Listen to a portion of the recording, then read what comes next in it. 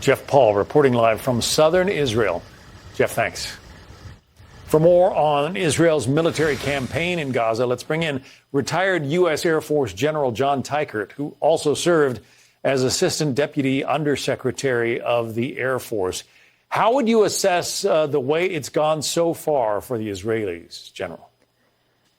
John, the IDF has been very deliberate during these last 6 weeks. The first 3 weeks, they did some battlefield preparation before the ultimate invasion there of northern Gaza. And then they have isolated the Hamas stronghold there in the north and have slowly started to strangle and ultimately neutralize Hamas in that region.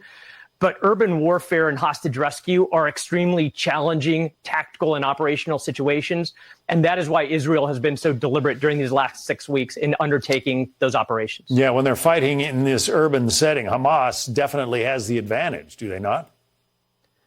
They do, but because Israel has isolated them and now slowly started to move in, that the advantages that Israel has with respect to firepower and intelligence has allowed them to be a lot of very deliberate and very intentional about slowly advancing in to strangle and neutralize those Hamas fighters, realizing, however, that those underground tunnels are still a major challenge that the IDF has yet to tackle. So many of the Hamas leaders are headquartered in Qatar.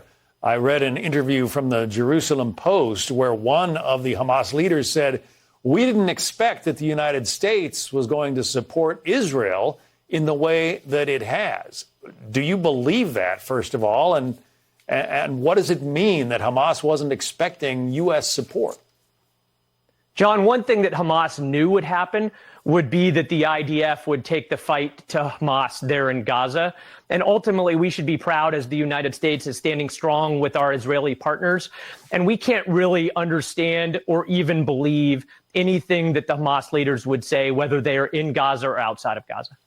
There is reportedly, we just heard from one of the Qatari leaders, reportedly a deal pretty close to finalization that would release the hostages. If that happens, does this war end, do you think, or does it go on?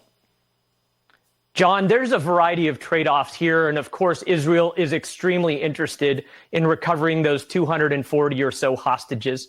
But what Israel is deciding as they vary those three major criteria is whether that is worth the tactical and operational risk of the pause that would come likely with the release of those hostages. And the IDF in Israel has to be confident in the situation that they are in a position to neutralize Hamas sufficiently so that they can't regroup during this pause that would be a part of releasing hostages. Meantime, Iran, through one of its diplomats, is trying to say that they aren't involved in this, that their fingerprints are not on the attacks of October 7th, that Iranian, the groups that we call Iranian proxies are acting completely on their own. What do you say to that? John, that is so disingenuous, and I hope that our president doesn't believe it. They, Iran, have been the largest state sponsors of terrorism for the last several decades. We heard the attack or the ship seizure from the Houthis in Yemen. We talk about Shia militia groups in Iraq and in Syria. We talk about Hezbollah in Lebanon and Hamas in Gaza. And all of those groups have been supported, equipped, trained, and financed by Iran. And we must not believe that Iran has nothing to do with it. In fact, they are the primary mover in the facilitation of all of the instability in the Middle East. Retired U.S. Air Force General Jon Teichert. General, it's good to get your expertise. Thank you. Thank you, John. Well, the mayor of New York City, Eric Adams, has been releasing updates on this year's sweeping fiscal budget cuts.